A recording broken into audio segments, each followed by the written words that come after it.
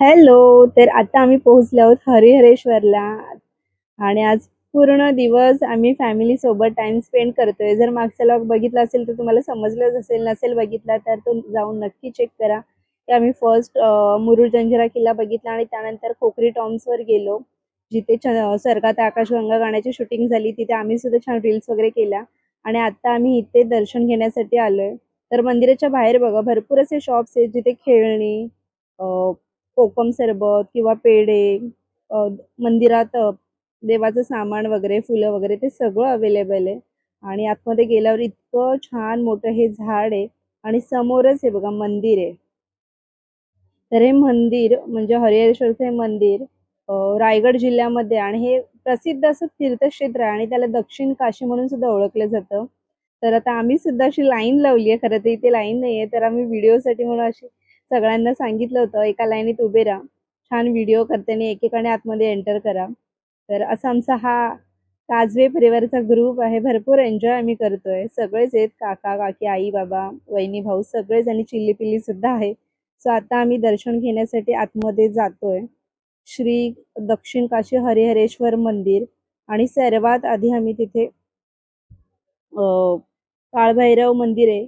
तर त्याची भव्य मूर्ती आहे, तर तिथे दर्शन घेतलं. गणपतीची सुद्धा मूर्ती आहे, तिथे दर्शन घेणार आहोत. आणि हा आमचा करण बघा इतका लाजत होता, कारण त्याने लुंगी लावली होती, कारण त्याने शॉर्ट्स घातले होते.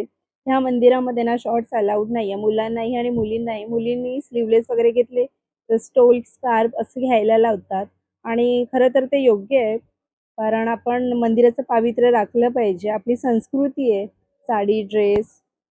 आणि परशुरामाच्या जेव्हा आम्ही मंदिरात गेलो ना, तिथे सुद्धा सेम पद्धत आहे. तर इथे छान दर्शन घेतलं. आतमध्ये काही मोबाईल अलाउड नव्हतं, सो तिथे व्हिडिओ केला नाही.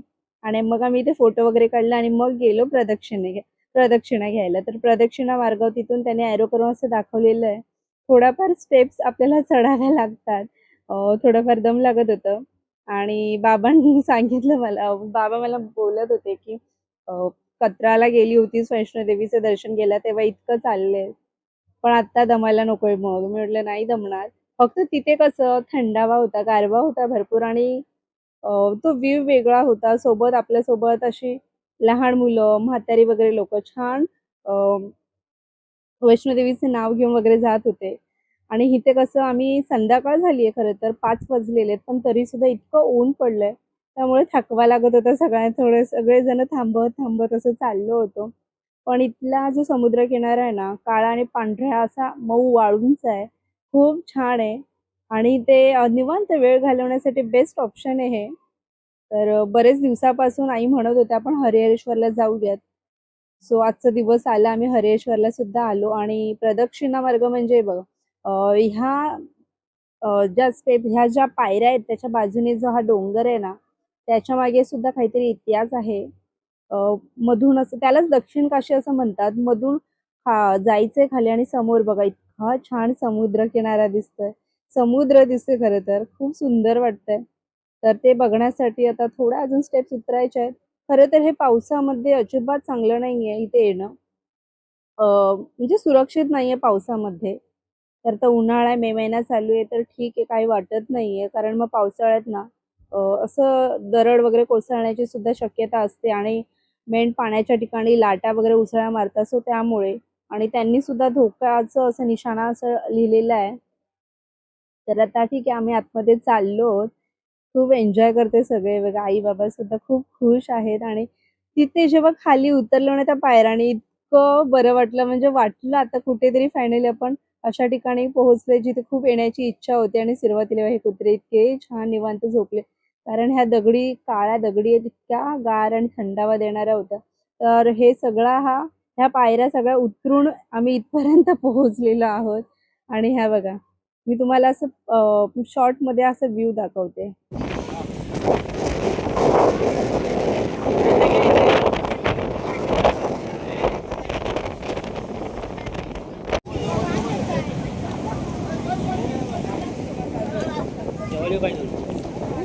सगळीकडेच आहे शेवाळ. सगळीकडेच आहे शेवाळ. कोण आहे?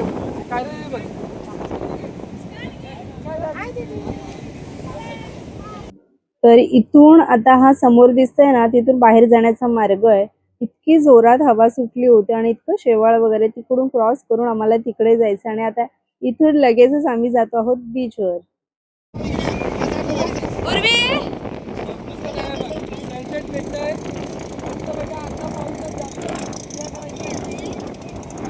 उर्वी, हे बघ हे बघ सोनू, हे बघ आले चमायला तिच्या. उर्वी मम्माला किशी दे.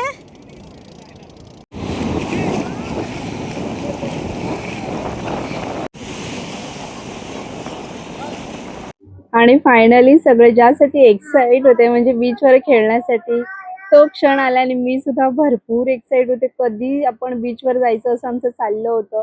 तर उर्वी थोडी डिस्टर्ब झाली आहे कारण लगेच तिने पाण्यामध्ये उडी मारली आणि तिच्या नाकातोंडामध्ये पाणी घेतलं. त्यामुळे पण भरपूर बाबांसोबत मस्ती करते ती आणि तितकीच एन्जॉय सुद्धा करते सगळे. उर्वी असू दे ना, सगळ्यांना खेळू देत.